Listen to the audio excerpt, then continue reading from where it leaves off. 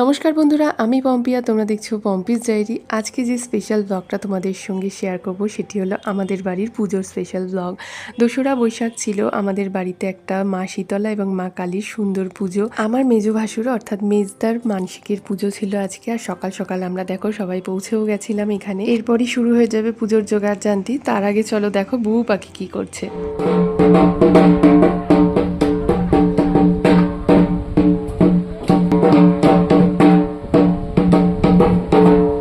পুজোর সমস্ত জোগাড়যান্ত্রিক গোছকাজ করে এরপরে শুরু হবে মা শীতলাকে বরণ করা। আর দেখো মাকে মালা পরানোর পর কি অপূর্ব সুন্দরী দেখাচ্ছিল, তাই না?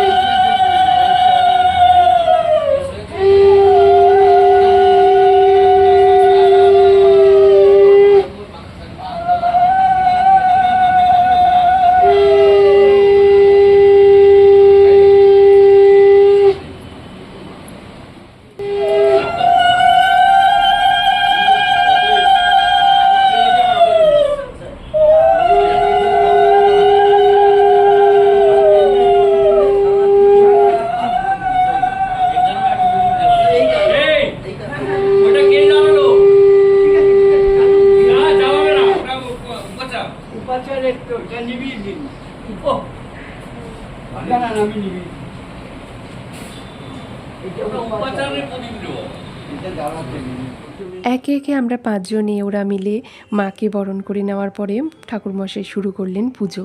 আর এদিকে আমরা যে যার কাজে বসে পড়লাম, সবাই দুব্য ছাড়াতে। আর এইগুলো হচ্ছে গিয়ে পুজোর কাজেই লাগবে।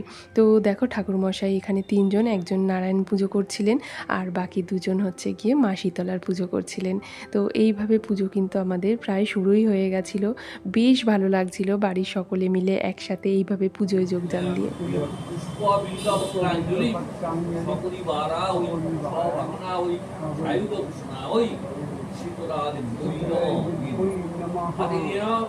একটার মধ্যে নিয়ে নিন, এবার আবার ফুল নিয়ে নিন, অল্প অল্প করে একটা করে বেলপাতা নিন।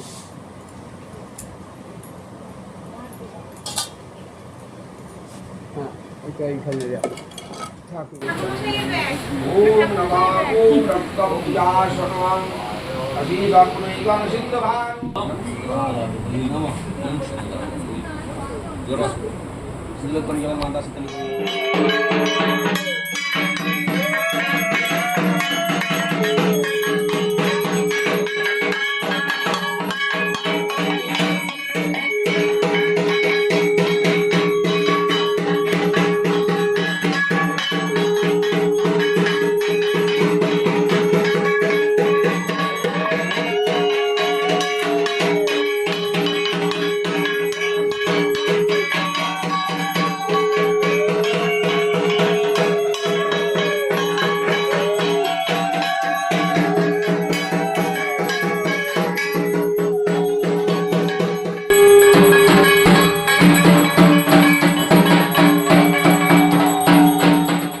শুরু হবে হোম, তার আগে চলো আমরা গিয়ে একটু ছাদের থেকে দেখে আসি। বিকেলে পরিবেশটা এত মনোরম লাগছিল ছাদে উঠে। আর ছাদে উঠে দেখলাম রাত্রের খাওয়া দাওয়ার কিন্তু ব্যবস্থাও শুরু হয়ে গেছে। এখানে সমস্ত কিছু কাটিং কুটিং চলছে, সাথে রান্নাও কিন্তু বসানো হয়ে গেছে। বাড়ির সকলে মিলে আজকে রান্নাবাড়ি করে খাওয়া দাওয়া হবে রাত্রে। আমরা সকলে উপোসী থাকবো, মহিলারা বিশেষ করে। তো যাই হোক, এখানে তারপরে নিচে এসে দেখলাম, দেখো যে হোম কিন্তু প্রায় শেষের দিকে। আমরা একটু বেশিই লেট করে ফেলেছিলাম, কারণ আমরা ছাদে ফটোশ্যুট করছিলাম। তো যাই হোক, এখানে এসে দেখো মা শীতলাকে কি ভালো লাগছে না, পুরো জীবন্ত মনে হচ্ছে আমাদের বাড়িতে মা বিরাজ করছেন। আর এখানে দেখো হোম প্রায় কিন্তু শেষের দিকে। আমাদের হোম শেষ হতে হতে মানে শীতলা পুজোটাই শেষ হতে হতে প্রায় 4টে সাড়ে 4টে মতন বেজে গেছিলো। আর তারপরেই কিন্তু শুরু হবে মায়ের পুজোর, অর্থাৎ কালী মায়ের পুজোটা। তো দেখো এখানে ধুলো উঠছিল এই হোমের ছাই আর কি। তো আমরা সবাই মুখ ঢেকে নিচ্ছিলাম। তো যাই হোক, অবশেষে মায়ের পুজো শেষ হলো। এরপরে শুরু হবে আমাদের বহু প্রতীক্ষিত মা কালীর পুজো। মা কালীর পুজো শুরু হতে না হতেই সমস্ত বাসনপত্র ধুয়ে মেজে আবার করে আমরা দ্বিতীয়বারে পুজো শুরু করলাম। এখানে ফল প্রসাদ কাটা হচ্ছে, এদিকে হচ্ছে গিয়ে নৈবেদ্য সাজানো চলছে, মাকেও সাজানো চলছে, সাথে সাথে সমস্ত জোগাড়জান্তি করা হচ্ছে। আর একদম বাম ধারে চলছিল চণ্ডীপাঠেরও প্রস্তুতি।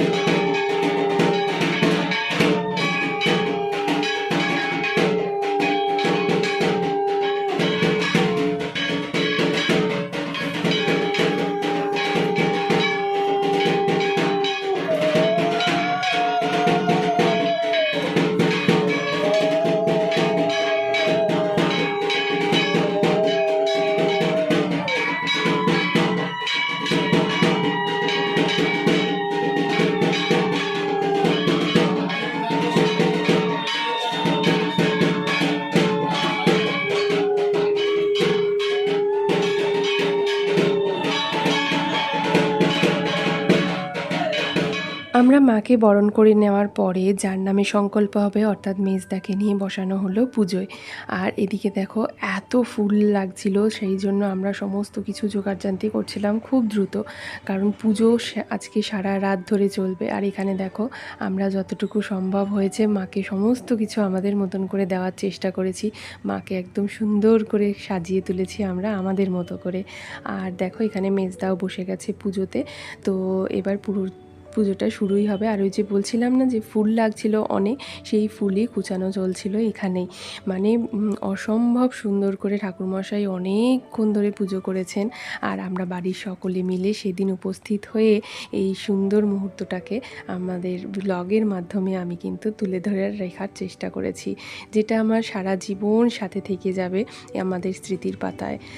হয়তো আজ থেকে কয়েক বছর পরে গিয়ে আর মনে থাকবে না, বা ভিডিওগুলো অন্যদিকে ছড়ানো ছিটানো থাকবে, কিন্তু এই ব্লগটা সারা জীবন থেকে যাবে আমার এই পম্পিস ডায়েরিতে। তো যাই হোক, দেখো এখানে রাত্রিবেলায় অতিথিরা প্রায় চলে এসেছিলো। তো একদিকে কিন্তু খাওয়া দাওয়াও শুরু হয়ে গেছিলো, আর একদিকে কিন্তু পুজো একদম তোড়জোড়ে চলছিল। বাড়ির পুজো বলো আর বাড়ির অনুষ্ঠান বলো, সব থেকে ভালো দিক হলো এই সমস্ত জিনিসের যে প্রত্যেকটা মানুষ একসঙ্গে এক জায়গায় হওয়া, যেটা কিন্তু একটা পরম প্রাপ্তি। তারপর ঠাকুরমশাই বলল 108টা প্রদীপ রেডি করে নিতে। মাটির প্রদীপগুলো অনেকক্ষণ জলে ভিজিয়ে রাখার পরে তারপরে সেগুলোতে সলতে দিয়ে আর তেল ভরে রেডি করে রাখা হচ্ছে। এগুলো জ্বালানো হবে সেই ভোরের দিকে, মানে পুজোর শেষে প্রায়। তো আজকে তারপরে খাওয়া দাওয়ারও এদিকে লোকজন বসে গেছিলো। আর আজকে মেনুতে ছিল দেখো ফ্রাইড রাইস, পনির, আর সাথে ছিল পনিরটা বেশ টেস্ট হয়েছিল। আর তার সাথে ছিল আলুর দম। আলুর দমটা না বেশ ঝাল হয়েছিল। আর সারাদিন উপোস করে মিষ্টি খেয়ে ঝাল ঝাল খেতে খুব ভালো লাগছিলো। তারপরে ছিল চাটনি আর পায়েস, আর সাথে ছিল মিষ্টি, তার সাথে আরও ছিল বেগুন ভাজা আর পাঁপড়। আর এখানে দেখো এটা আমাদের বাচ্চাদের গ্রুপ, আমরা খুব মজা করি জানো তো। তো তারপরে দেখো আমরা উঠেছিলাম একটু টপ ছাদে। ছাদে উঠে রাত্রিবেলায় পরিবেশটা এত ভালো লাগছিল, সারা সোনারপুরটাতে আলো জ্বলছিল আর ভীষণ সুন্দর দেখাচ্ছিল, হাওয়া দিচ্ছিল। তো তারপরে আমরা আবার নিচে চলে এলাম দেখতে পুজো কত দূর। এখানে তোমাদের অনেকেরই মনে হতে পারে যে আমার বুবু পাখিকে কেন ব্লগে দেখা যাচ্ছে না। আসলে এত পুজোর ব্যস্ততা ছিল বা এত পুজোর কাজ ছিল যেখানে আমার না হাত দিলে হতোই না। সেই জন্য আমি বুবু পাখিকে কী করেছিলাম, ও দিদিমার বাড়িতে রেখে এসেছিলাম। ও সারাদিন ওখানে বেশ আনন্দেই ছিল। নিয়ে এসেছিলাম সন্ধ্যের দিকে একবার, কিন্তু তখন আর ক্লিপ নেওয়া হয়নি, কারণ তখন পুজোর ব্যস্ততা এত পরিমাণে তুঙ্গে ছিল। আর তাছাড়া এখানে আনলেও খামোখা কষ্টই পেত, ঘুম হতো না, খাওয়ার ঠিক টাইম থাকতো না, সেই জন্য ওকে রেখে এসেছিলাম দিদিমার কাছে।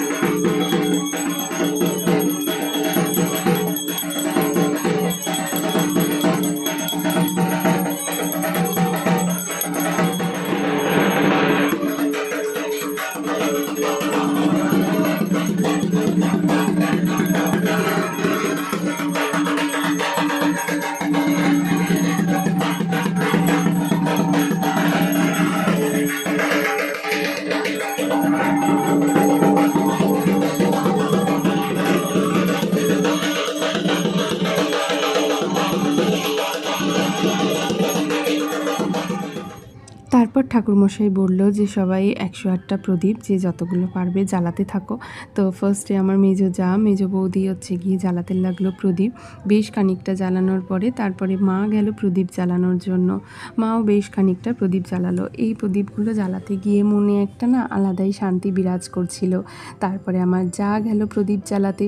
আমি প্রদীপ জ্বালানোটা মানে আমি কালী পুজো দেখেছি, কিন্তু এইভাবে নিজের হাতে করে পুজোর যোগাযান্তি থেকে শুরু করে পুজোর এই সমস্ত নিয়মকানুন অনেক কিছুই ছিল আমার কাছে অজানা, বা অনেক কিছুই ছিল আমার কাছে প্রথমবার। তো বেশ ভালো লাগছিল এই সমস্ত পুজোর অভিজ্ঞতাগুলো। তো দেখো এখানে আমিও পুজো জ্বালিয়ে নিচ্ছিলাম। সব প্রদীপগুলো জ্বালানো তাড়াতাড়ি করে ঠাকুরমশাই বলল কমপ্লিট করে নিতে হবে। আসলে দুটো পুজো যেহেতু একসঙ্গে পড়ে গেছিলো, তো সেই জন্য ঠাকুরমশাইদেরও কিন্তু খুব কষ্ট হচ্ছিল। বোঝাই যাচ্ছিল ওনারাও অনেক সকাল থেকে পুজোর তোড়জোড় থেকে শুরু করে সমস্ত কিছু করছিলেন। আর এই যে দেখো মাকে আমাদের পুজোর পরে কি সুন্দর জীবন্ত লাগছে, তাই না? আর এই যে 108টা প্রদীপ, আমাদের সকলের মনস্কামনাপ্রদই 108টা প্রদীপ। তারপরে দেখো মার পুজো তো মোটামুটিভাবে হয়েই গেছে।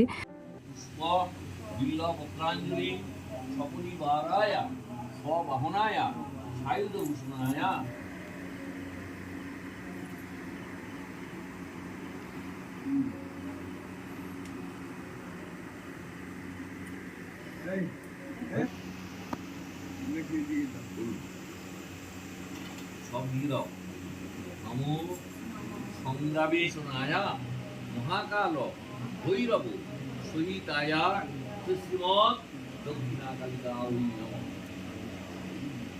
মায়ের কাছে প্রার্থনা করি।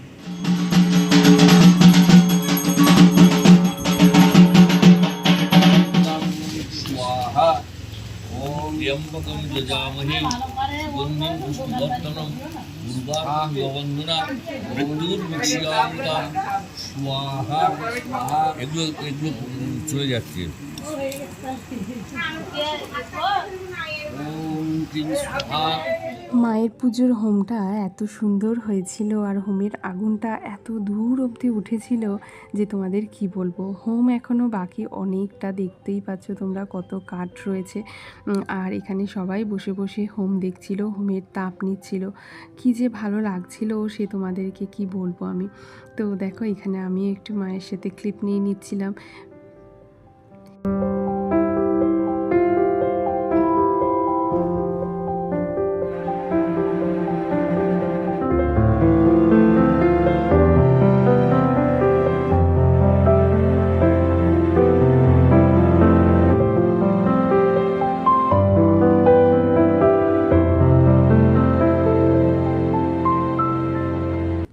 হোম যখন প্রায় শেষের দিকে তখন ঠাকুরমশাই আমাদেরকে বলল, এবার তোমরা একজন একজন করে যজ্ঞে আহুতি দিতে পারো। তো আমরা সবাই 3বার করে অর্থাৎ 3 চামচ করে ঘি নিয়ে এখানে যজ্ঞে দিচ্ছিলাম। তো হোমের তাপটা কিন্তু বেশ লাগছিল গায়ের কাছ থেকে, কিন্তু হোমের তাপ তো নেওয়াও খুব ভালো শরীরের পক্ষে, মনের পক্ষে। তাই যতই তাপ লাগুক না কেন সেটা কিন্তু বেশ আরামদায়কই লাগছিল। তো তারপরে দেখো হোমের তাপ নিয়ে হোমে আহুতি দিয়ে আমি চলে এলাম। তারপরে দেখো এখানে আমার যা, সেও দিয়ে দিচ্ছিল।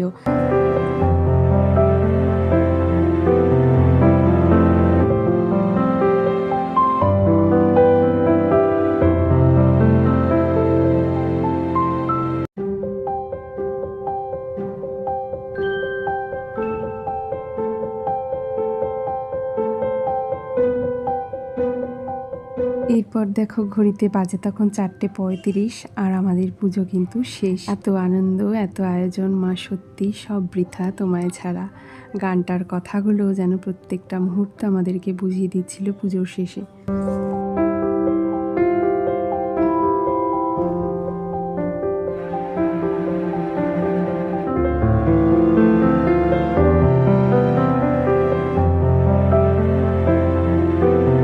এরপরে আমরা সকলে মিলে যাব মাকে নিরঞ্জনের উদ্দেশ্যে। আর তার আগে আমরা সকলে মিলে মাকে শেষবারের মতন বরণ করে মায়ের কাছ থেকে মন ভরে আশীর্বাদ চেয়ে নিলাম।